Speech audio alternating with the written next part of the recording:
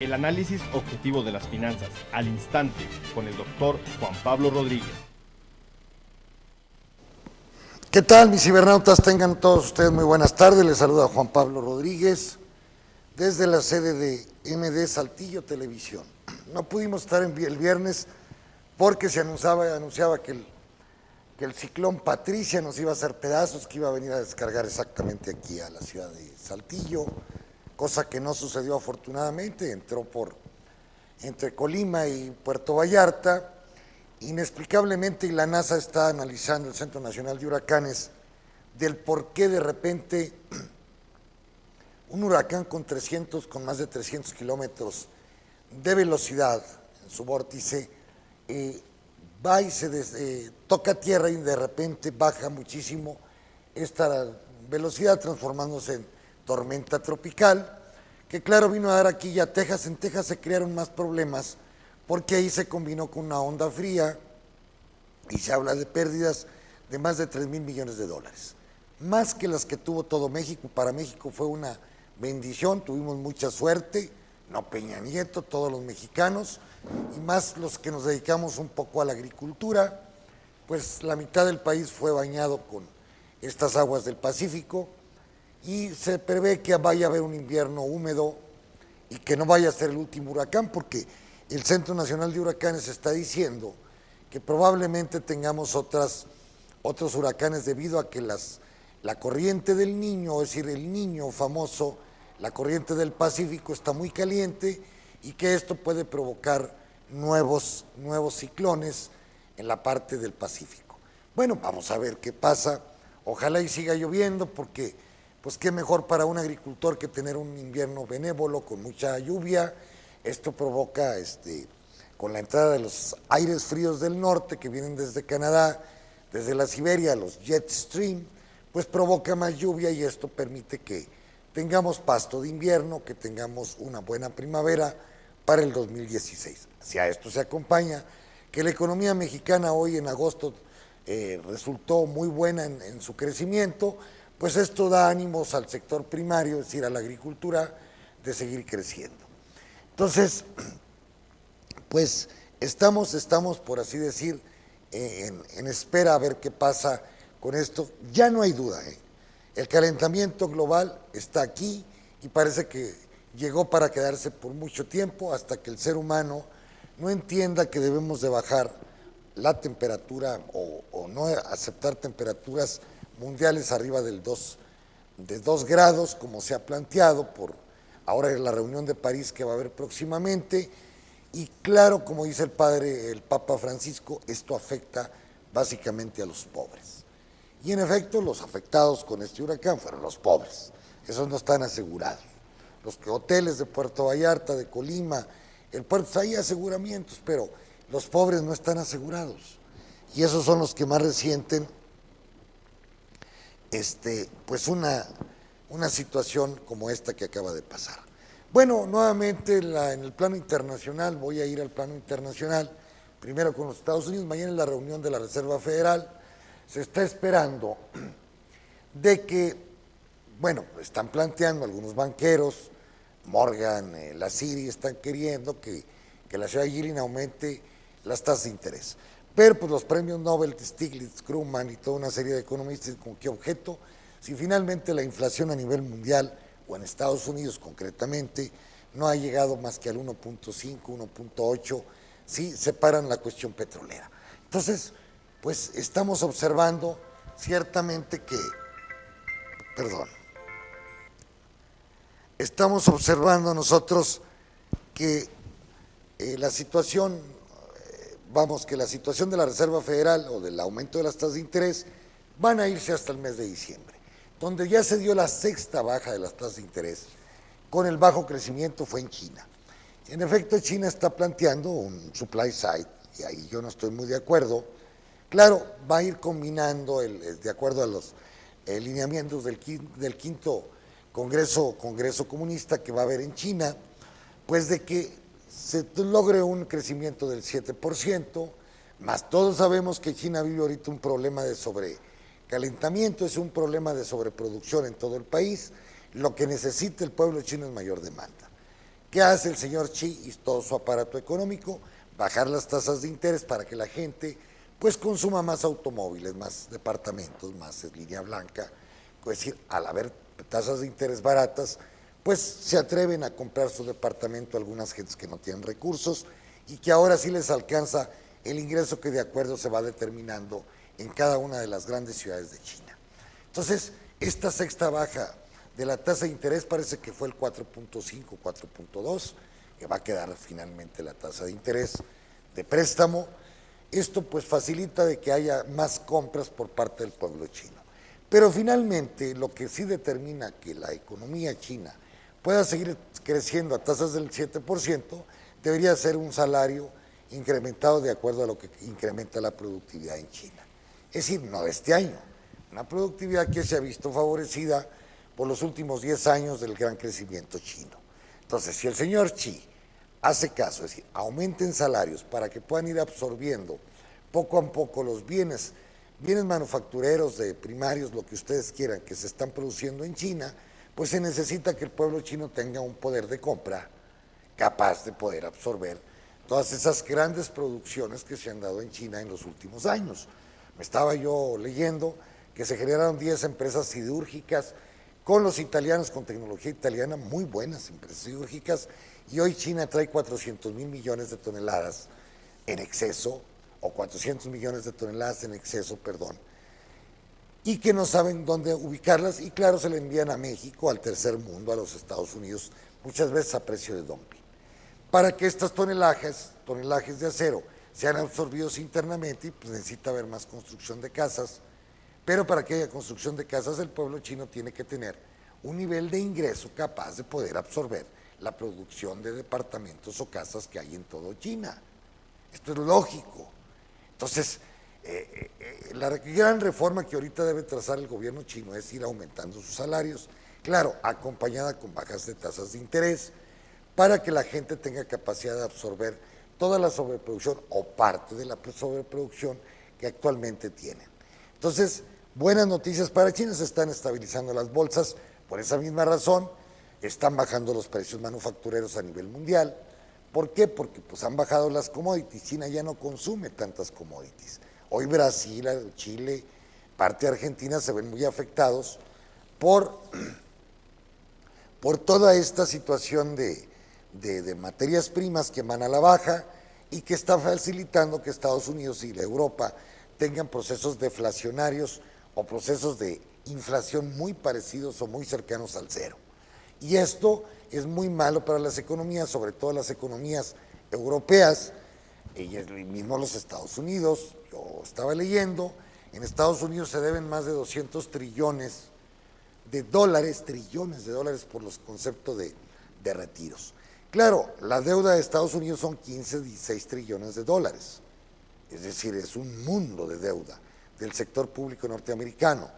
Al no crecer la economía, que ahora va a crecer al 2.3 calculan, pero con tasas de inflación del 1.5, pues sencillamente no hay grandes aumentos o incrementos a la inflación y el peso de las deudas se incrementa con ello. Pasa lo mismo con Europa.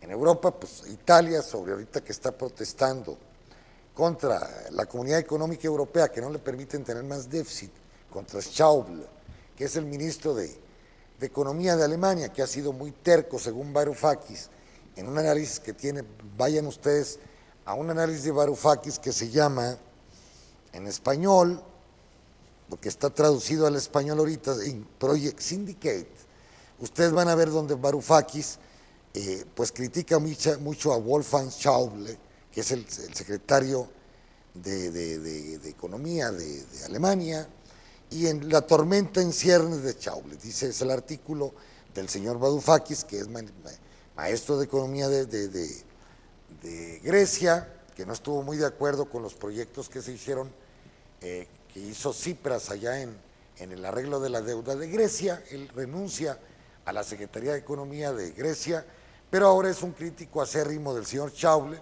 que quiere tercamente que todos los países europeos tengan un déficit cero en su balanza interna, es decir, en sus gastos, en sus ingresos y egresos, y esto pues no le permite a Italia y a Francia y a otros países como España poder estar saliendo de la crisis.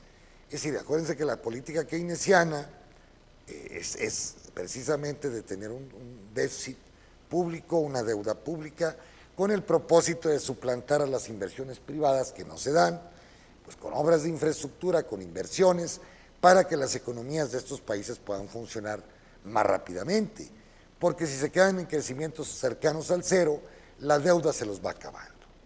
Entonces, si tienen deudas, vamos a decir al 1 o 2% de la deuda y crecen menos del 1% las economías como la Italia, que tienen deudas cerca del 100% de su Producto Interno Bruto, pues entonces todo el crecimiento es para pagar los intereses de la deuda. Entonces, tienen que estar creciendo al 3-4% y para esto necesitan un déficit fiscal. Entonces tiene razón Varoufakis cuando critica a Schäuble.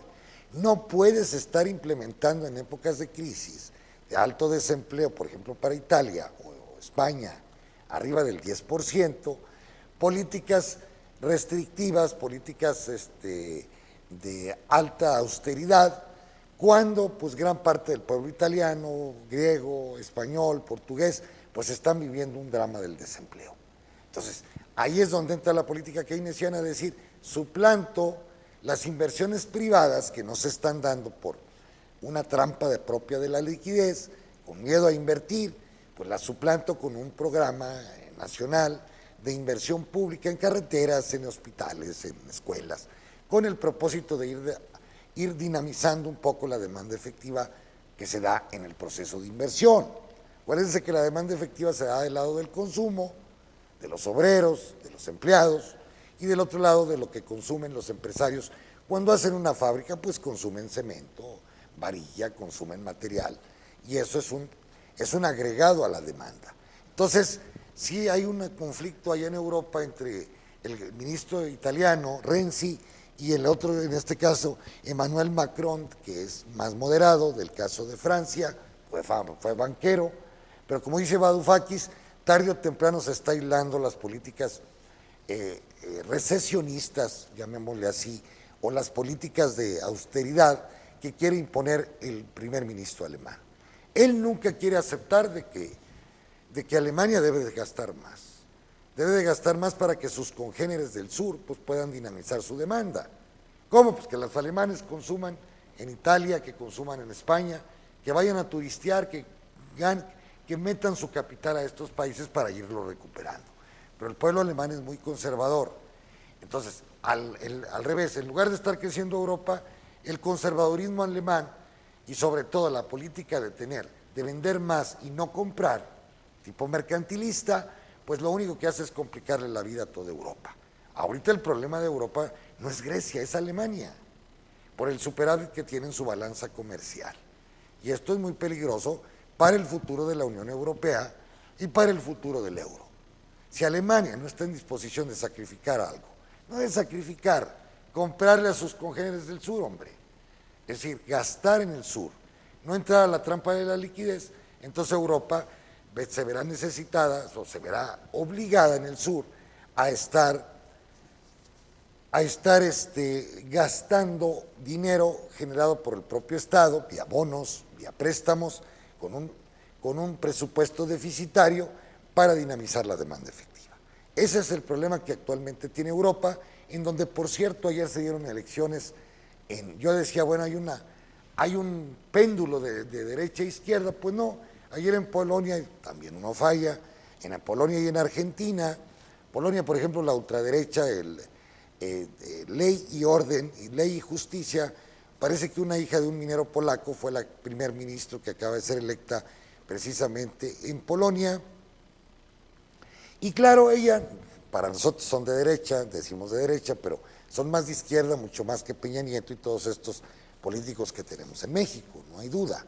Ella está planteando pues un programa social de ayuda a la niñez, de ayuda a la educación, de apoyo a las familias, pues sí, es una forma de dinamizar también esta demanda. Y claro, todos estos países que colindan con Rusia, pues se han vuelto muy de ultraderecha en el miedo que le tienen a Putin y a las embestidas que ha tenido por ejemplo, con respecto a Ucrania, y entonces la gente se radicaliza más a la derecha. Y en el otro lado, pues tenemos que en el lado de Canadá, pues gana la izquierda o la socialdemocracia o la izquierda democrática con Justin Trudeau, aquel hijo de Jean-Pierre Trudeau que fue durante 10, 15 años o 10 o 12 años primer ministro de Canadá. ¿Qué es lo que plantea Trudeau? Como dice Krugman en el New York Times, es una política keynesiana de inversión pública deficitaria, que es lo que deberían decir, pero bien hecha, sin corrupciones como está aquí en México. Ayer estuve en un ejido aquí en el municipio de Ramos Arizpe, donde un diputado manda una inversión de 7 millones en un ejido que casi está, vamos a decir, fantasma. Dije yo, ¿cómo están pavimentando en esta comunidad casi fantasma? Porque a un diputado se le ocurrió que de ahí era su abuelo, una estupidez, y ese dinero cuando debió haberse utilizado en otros caminos más importantes. Entonces, el fenómeno de Canadá es muy difícil aplicarlo en México, porque tenemos diputados, gobernadores, senadores corruptísimos con el PRI, y también algunos del PAN y de la izquierda, hay que decirlo, pero esos del PRI se vuelan la barda. Entonces, ¿qué pasa? En Canadá sí se puede aplicar un programa de inversión pública donde se va a dinamizar todo lo referente a las infraestructuras del Canadá, a generar un fondo para los retiros de los trabajadores del Canadá. Viven a toda madre, tienen un sistema de salud de poca madre, bien organizado, muy eficiente, y esto es lo que quieren Justin Trudeau. Al volver a la Cámara, a Canadá, van a aceptar 20,000 o 30,000 sirios, van a evitar ya participar con la OTAN en esos bombardeos estúpidos hacia Siria, por ejemplo, o hacia el Medio Oriente. Entonces Canadá se retrae, vuelve más hacia sus orígenes, en este caso, orígenes más keynesianos, económicamente hablando, y hacia sus orígenes socialdemócratas. Canadá es un ejemplo a seguir por parte de toda América, no solamente de México, también de los Estados Unidos. Vean cómo se hacen bien las cosas en Canadá y los norteamericanos se van a dar cuenta que ahí hay una solución al futuro mismo de Norteamérica. Ya no digo de los mexicanos, necesitaría llegar Andrés Manuel López Obrador para entender todos estos procesos e irnos conjuntamente con la Clinton, que según Bloomberg parece ser que es la gran favorita, likely, como dicen, del proceso electoral de los Estados Unidos. Entonces vamos a ver un vuelco hacia la socialdemocracia en toda Norteamérica. Faltará México para el 2018, ojalá y gane Andrés Manuel López Obrador, para que los tres países en su conjunto organicen todo un sistema más democrático, sobre todo con justicia social y de ataque a la gran concentración del ingreso, de la cual adolecen principalmente México y los Estados Unidos. Menos en Canadá, pero también existe. Entonces, aquí hay un vuelco en Norteamérica, creo, y un vuelco hacia la izquierda, y no diferente pasó en Argentina. Yo creo que hay mucho odio por parte de la burguesía argentina hacia la señora Kirchner, que Scioli, que se estaba planteando como gran favorito para la primera vuelta en Argentina, pues sale 2 puntos arriba en lugar de 6 que se esperaba, del señor Macri, que era gobernador de la ciudad de Buenos Aires, o presidente municipal, como ustedes le quieran. Sale abajo Macri, pero de la masa que es el tercer candidato de la izquierda más radical peronista, pues yo creo que tiene más del 20%, no tengo las cifras, más del 20%. Entonces, si sumamos los 34, 35 puntos de Scioli, que era el gobernador de Buenos Aires, que por cierto lo pierde los peronistas, y también pierden la mayoría en la Cámara de Diputados, porque pierden 22 diputados, ya va a haber más equilibrio, ya el próximo presidente no va a poder realizar ninguna reforma sin la autorización de la oposición o sin negociación de la oposición. Pero ojalá y pues sigan, que no ceden entre los fondos buitres como quiere el señor Macri, que no se, por ejemplo, el problema que tuvieron con Repsol, una empresa improductiva, qué bueno que se nacionalizó. El caso de los ferrocarriles argentinos, también pasó eso en Argentina. Es decir, son políticas sociales de redistribución del ingreso que hizo Cristina, y ojalá, en este caso, si Scioli gana en la segunda vuelta con el apoyo de Massa, que es la izquierda peronista, a mí me da la impresión, jóvenes aquí, si me ven en Argentina, de que las juventudes peronistas manejadas por los Kirchner, en cierta manera presionan a Scioli. Gana con 2 puntos, casi empate técnico con Macri. Pero aquí hay una presión por parte de los peronistas de izquierda radical. Quieren que Scioli se comprometa a ciertas políticas sociales que está planteando la izquierda peronista. Entonces, para que Scioli pueda ganar la presidencia de la República, va a tener que acceder a llevar a cabo ciertas reformas o ciertas políticas sociales que le están obligando los peronistas de izquierda. En este revuelo de la propia izquierda o de centro izquierda, gana la derecha con 22 diputados que ahora hacen que los peronistas no tengan mayoría en el Congreso. Tienen que ir a la negociación todos. Eso es bueno también. Es decir, el tener un poder absoluto también a veces es perjudicial para el propio partido que está en el poder. Se vuelve odioso, se vuelven odiosos. El que haya en cierta manera un revuelo o un rejuego al interior mismo de la Cámara de Diputados es conveniente y es bueno y es sano, pues para evitar las corruptelas, para evitar los cochupos, como decimos en México, los moches, también como se dieron en Brasil y se dan cotidianamente en México. México es el más país corrupto de toda América Latina. Ahora con el Verde Ecologista y PRI, que hacen mayoría, pues más corrupto se está volviendo. Entonces hay necesidad de que haya en cierta manera alternancias. En el fenómeno de Argentina, creemos que Scioli puede ser presidente de la República si accede con la juventud peronista y con los de izquierda peronista, pues a ciertas políticas que van a permitir que Argentina siga creciendo, no acceder o no dejarse presionar por los fondos buitres, como lo hizo Cristina, porque es ahorro interno que va a fluir hacia el exterior. Los van a extorsionar. Y si Macri está de acuerdo con esto, pues menos va a ganar. Entonces, a mí me parecía muy raro, o me parece extraño, que la señora Kirchner tenga el 50 y tantos % de aceptación. Es decir, si sumo lo de Scioli y sumo lo de la Massa, estamos hablando del 52% o 55%. Con eso gana los peronistas. Los otros van a tener el 32 o 40%. Entonces, porque están las otras fuerzas, las otras ecologistas y otras fuerzas externas a los dos partidos. Pero en fin, vamos a ver cómo se comporta en Argentina la segunda etapa de este proceso electoral. Por lo pronto nos vamos a concentrar un poco en el caso de México, porque sucede que estaba yo observando que pues las noticias son de que la corrupción cuesta 4 puntos al PIB de México mínimo, es decir, el Producto Interno Bruto del país se calcula en 5 billones y Andrés Manuel López Obrador ha dicho que la corrupción le cuesta al país el 10% del Producto Interno Bruto. Entonces, en la Cumbre de Negocios de Guadalajara, donde estuvo, por cierto, Krugman,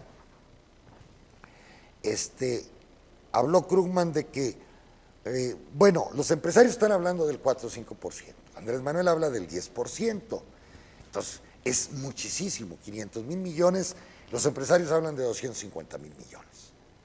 Pero finalmente la corrupción llevada a cabo por estos priistas, básicamente, pues nos están costando al país mucho dinero y muchos empleos y sobre todo beneficio para las clases más necesitadas. Entonces, pero en la portada del periódico La Jornada, que yo se lo recomiendo, dice que para que México avance no bastan reformas, dice Krugman, porque Krugman precisamente estuvo en las conferencias ahí en Guadalajara, y ahí es donde yo difiero un poco o mucho de Krugman en su análisis desde su libro que es Economía Internacional, que lo edita en 1974 con otro personaje, hablando del problema salarial, que es mi tesis doctoral. Krugman no entiende, dice, bueno, es que ya se dieron las reformas estructurales, dice, aquí en México, y es muy difícil, puso en duda que la economía mexicana pueda crecer al 7% debido a las reformas estructurales. Ya se dieron reformas petroleras, del trabajo, de telecomunicación, de todo. En los últimos 30 años este país ha sido el país reformitis, se ha reformado todo, pero el país no crece más que al 1.8% promedio, este año va a crecer al 2.2, según se están hablando. Pero si calculamos los 3 años de Peña Nieto, que ya van, pues no está creciendo más que al 1.8%. Dice, van a hacer la diferencia en un futuro, probablemente estas reformas, pero van a tener frutos. Dice, no todo el mundo, no solo México, está haciendo reformas estructurales. Nadie es bueno para predecir los frutos a futuro de las reformas. Tengo que ser realista. Al final la educación, incluso el capital, va a ser más importante para impulsar el crecimiento de México. México ha avanzado mucho en este sentido recientemente, pero va a llevar más tiempo aumentar la tasa de crecimiento. Yo, en mi opinión muy personal, a lo mejor ustedes no estén de acuerdo, si el problema del país, el 60% del crecimiento de este país depende del consumo y dependen de los salarios, cosa que Krugman no estaba de acuerdo con Emanuel en su análisis sobre economía internacional, es decir, para nosotros es claro que la educación es fundamental, el Estado de Derecho, las reformas, si ustedes quieren, de todo tipo de telecomunicación, pero el eje central del por qué no ha crecido la economía mexicana es porque no se han aumentado los salarios de acuerdo a las productividades. Si la productividad ha aumentado en 10% o en 20% en los últimos 30 años que tiene el neoliberalismo, el salario ha disminuido en un 70%. Es decir, el salario con respecto a lo que se tenía en 1982. Es decir, la participación del salario, vámonos a esta cifra, del salario dentro del ingreso nacional, señor Krugman, era en México del 50%. Entró el neoliberalismo con Salinas de Gortari, básicamente con Miguel de la Madrid, Salinas, Zedillo, Calderón, Fox, Calderón y actualmente Peña Nieto. Lo único que hemos visto es una baja participación del salario dentro del ingreso nacional. ¿Cuál ha sido la contrapartida? Mayores tasas de concentración del ingreso, bajas tasas de inversión, porque pues, el empresario no va a invertir en un mercado de jodidos, de apauperizados, de marginados. No va a invertir. Invertirá el empresario transnacional para aprovechar los salarios bajos que tenemos e exportar los bienes, como en este caso Ramos Arizpe, aquí Saltillo, Querétaro, San Luis, Guanajuato, que son enclaves exportadores. Pero la clave del crecimiento de este país estaría en su consumo interno. Somos 120 millones de habitantes, muchos habitantes, pero con un salario, con un ingreso per cápita de $10,000 y el cual está pésimamente mal distribuido. 100 familias controlan el 40% del Producto Interno Bruto de este país. Entonces no puede crecer la demanda si los salarios no están creciendo. Ahora me dice el señor Krugman, o puede seguir Stiglitz o los que ustedes quieran, y ahí viene la es decir, ¿cómo nos contraponemos teóricamente en esto? Sí, ¿qué determina que el salario aumente? Es decir, ¿puede aumentarse el salario por decreto? Claro que se puede aumentar. Ya Obama lo está planteando en los Estados Unidos. ¿Qué es lo que en última instancia determina el salario, que aumente el salario?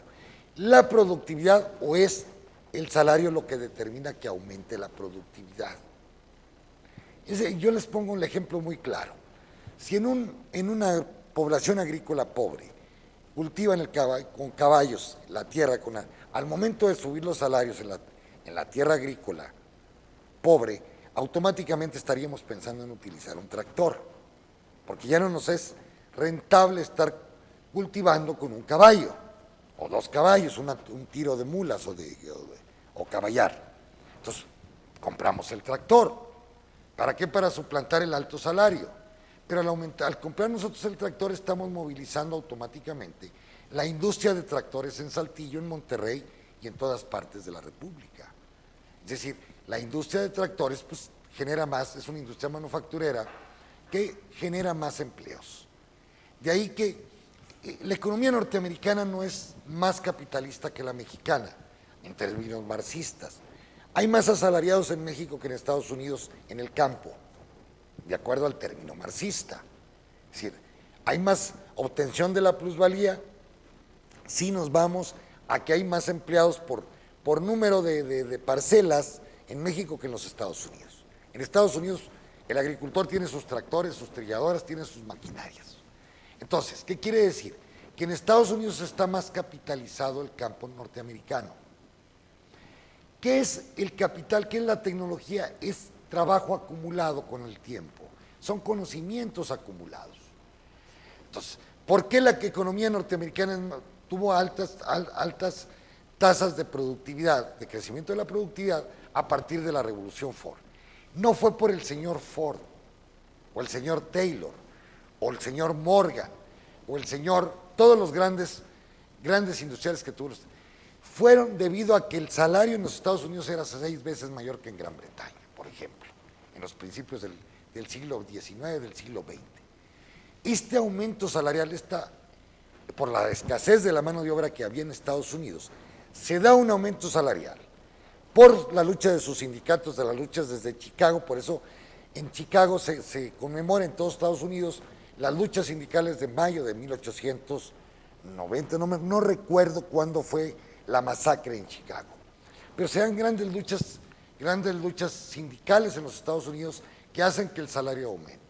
Al aumentar el salario aumenta la productividad, al aumentar la productividad comienza a aumentar la industrialización general de todos los Estados Unidos, la industria metalmecánica, de automóviles, la industria de todo tipo y la gran revolución que genera la electricidad con Morgan y con su inventor, el italiano Tesla.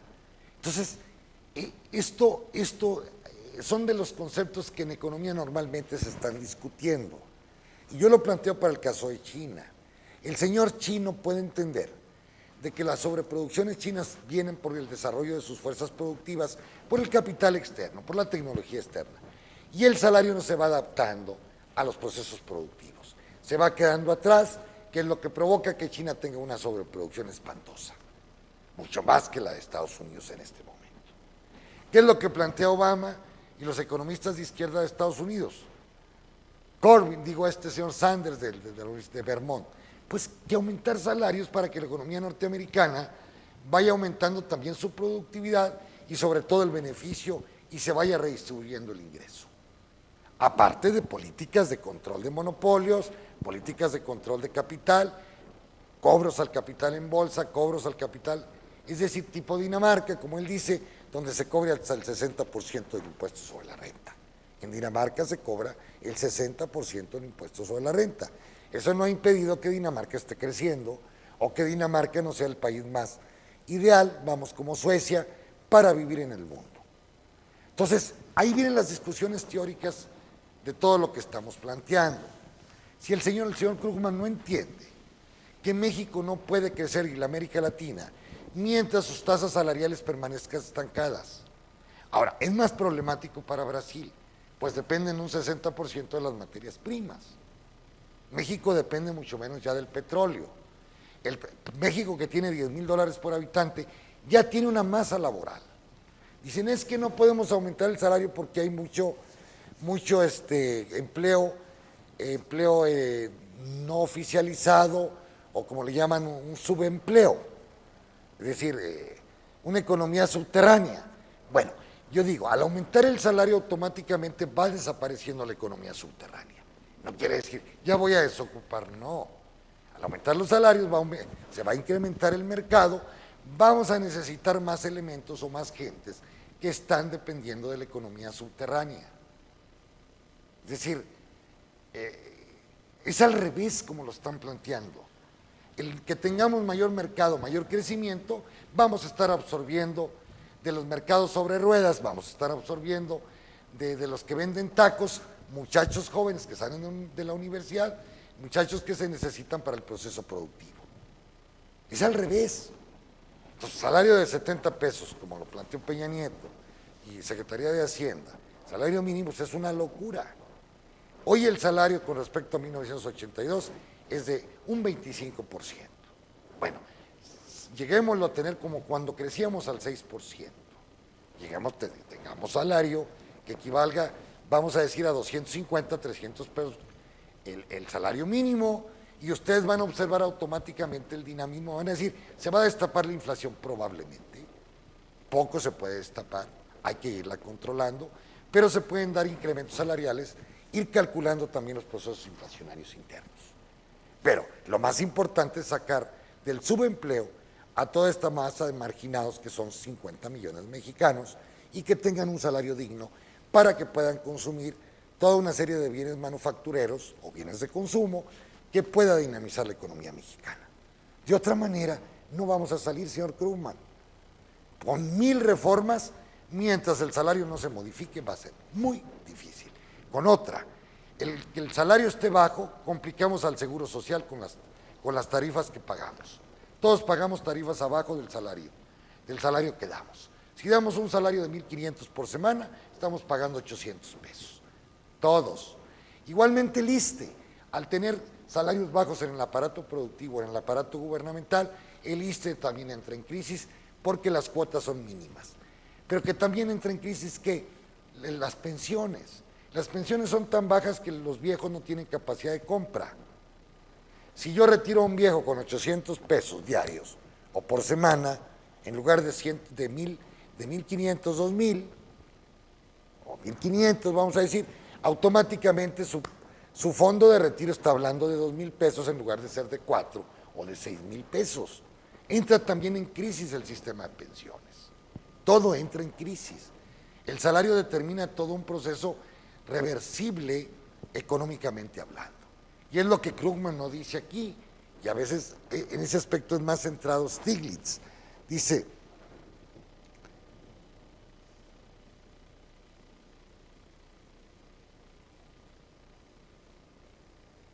Dice, que por lo pronto ya hay avance en México, se hayan dado las reformas estructurales.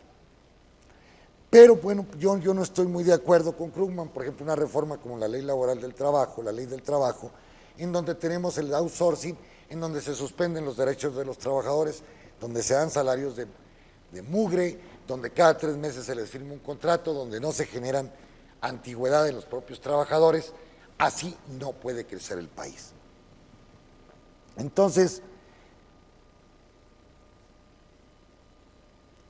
dice, en aquella época, hace 30 años, mediados de los años 80, el Producto Interno Bruto por habitante en México era equivalente al 38% del de Estados Unidos, el producto por habitante. Hoy es el 32%. Claro, si Estados Unidos tiene $40, 42, nosotros tenemos $10,000. Entonces, o $12,000. Estamos hablando que no se ha logrado una aceleración del proceso de crecimiento económico. ¿Por qué? Porque sencillamente la variable más importante, que es el salario, la han deprimido. Puede haber tecnologías, puede haber capitales, se privatizó la banca, las empresas paraestatales, pero el elemento fundamental del crecimiento del sistema, que es el salario, no se modificó. Al contrario, disminuyó. Ya lo dije yo, la participación del salario en los Estados Unidos, en México era del 50, hoy en Estados Unidos es del 55-60 y ahora es del 27%. Claro, la educación puede ser un elemento, pero yo la ubicaría como una educación integral donde a los niños de este país, por ejemplo, voy a dar el ejemplo para que se compense un poco el salario, es la creación de las macroescuelas. Yo las propuse en una campaña política donde decía, bueno, vamos a generar macroescuelas donde al niño se le dé el desayuno, se le dé la comida, se le dé el transporte, los uniformes, se le dé sus actividades, su computadora, va a tenerla ahí en la macroescuela, actividades deportivas, porque son escuelas de 10, 20 hectáreas, con campos deportivos, con centros de cómputo, de psicopedagogía, pero sobre todo que haya allí la guardería, el centro de salud, en lugar de tener 1000 programas, hacer un solo programa para sacar adelante de la pobreza, pues en este caso calculo yo a 40 millones de jóvenes y niños que habitan en este país. El que el Estado otorgue todos estos elementos de las macroescuelas, desde el transporte, comida, todo, permitirá que el mexicano tenga, que su salario le rinda más. Es una forma en que el Estado, los impuestos del Estado van dirigidos directamente a la niñez. Para esto tendremos que abandonar una serie de programas que son para adultos, no adultos mayores, que por sí son los más pobres de este país, pero otros programas de despensas, de apoyo, suspender todo y concentrarnos todos en la educación que necesita este país.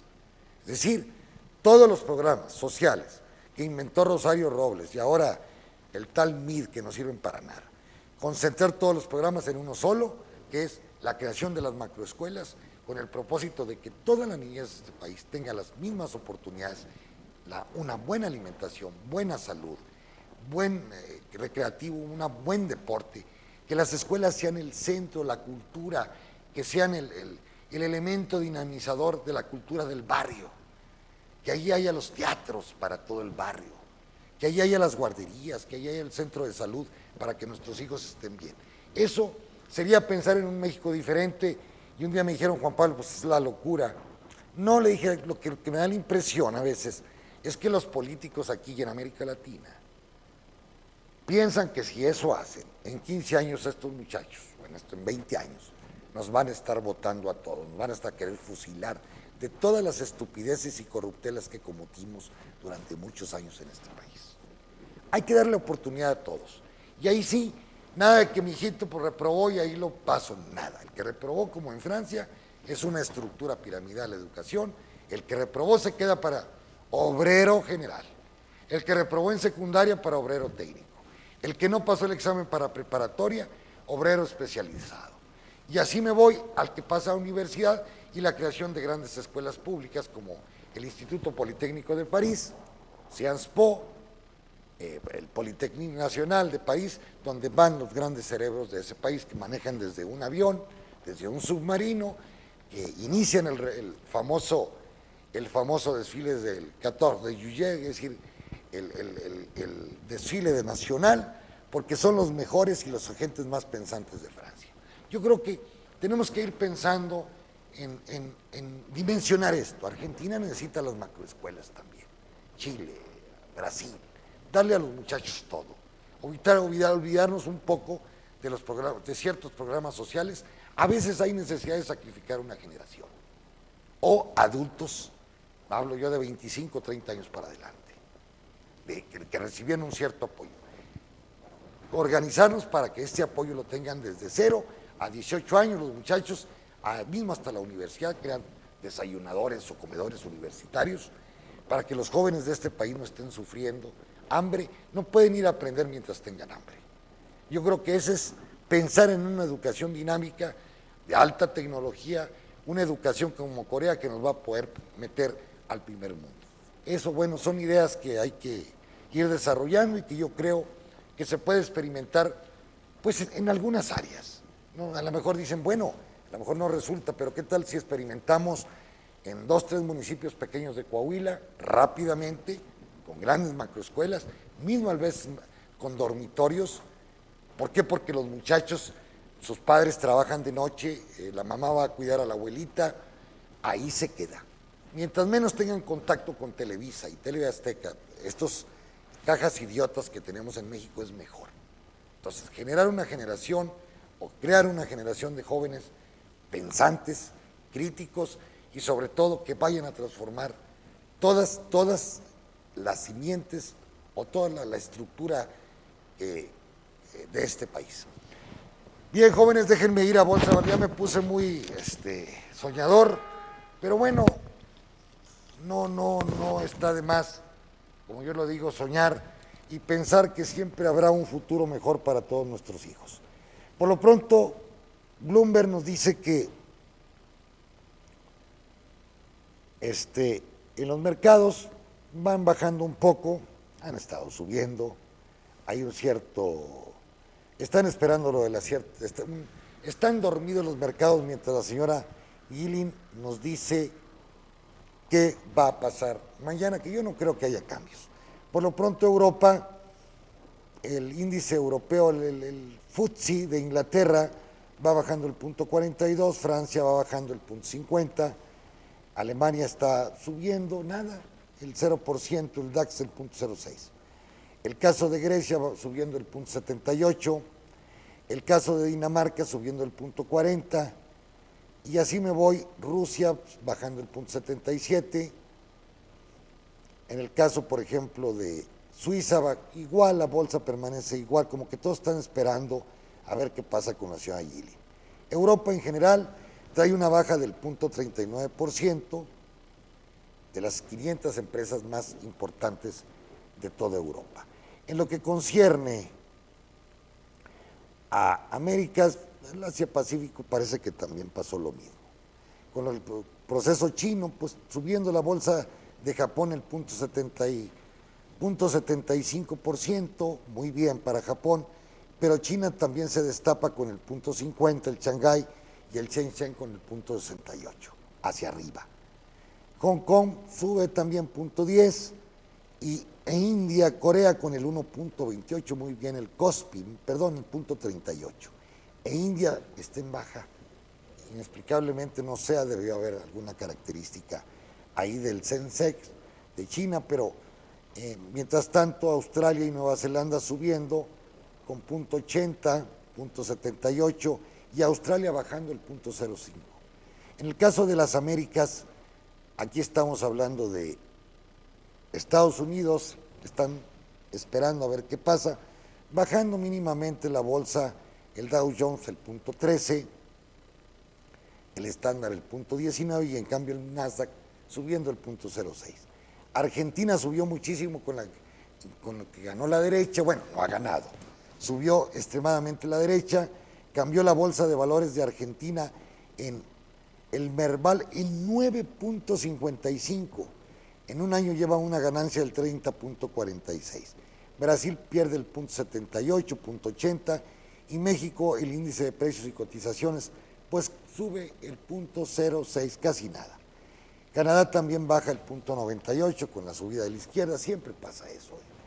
Ahora, con respecto a las materias primas jóvenes, muy importante, las commodities, el precio del petróleo, el petróleo bajando para nuestra ruina, aunque ya no dependemos tanto del petróleo, hay que decirlo, baja el 1.59 a 43, casi 44 dólares. Quiere decir que la mezcla mexicana en 37, 38 dólares. El Brent en 0.52, las gasolinas bajando el 1%, parece que se van a liberar algo en el 2016, ¿verdad? Y en el caso, déjenme ver cómo andan los mercados de metal. ¿Cómo anda el oro? El oro bajando también, no, subiendo igual, 0.03, la plata subiendo el 0.15%, nada. En cambio, los metales industriales como el cobre subiendo 0.17 a 2.35 la libra, el cobre a 3 meses baja 1.08, el aluminio sube el 0.40, el zinc el 0.29 y el estaño baja el 0.66%. En lo que finalmente concierne al mercado de los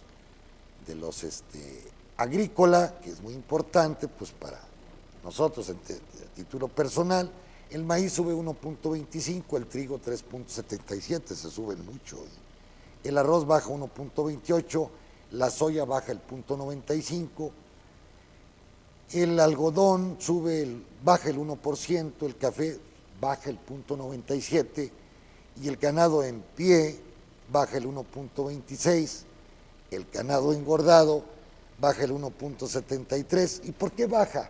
Porque sube el maíz. Hay una correspondencia, más o menos, es inversamente proporcional. ¿Con qué alimentan el ganado? Con el maíz. Sube el maíz, tiene que bajar el ganado en pie. A 1.4160, 1.82 el engordado, el procesado, el feeder cattle, y el puerco baja el 1.02. Bien, jóvenes, son las noticias de hoy día, espero que les haya gustado. Se despide de ustedes su amigo Juan Pablo Rodríguez, desde Saltillo, Coahuila, sede de MD Saltillo TV. Gracias por su atención y nos vemos el próximo miércoles a la 1:30 de la tarde. Gracias. Perspectivas económicas, el análisis objetivo de las finanzas al instante con el doctor Juan Pablo Rodríguez.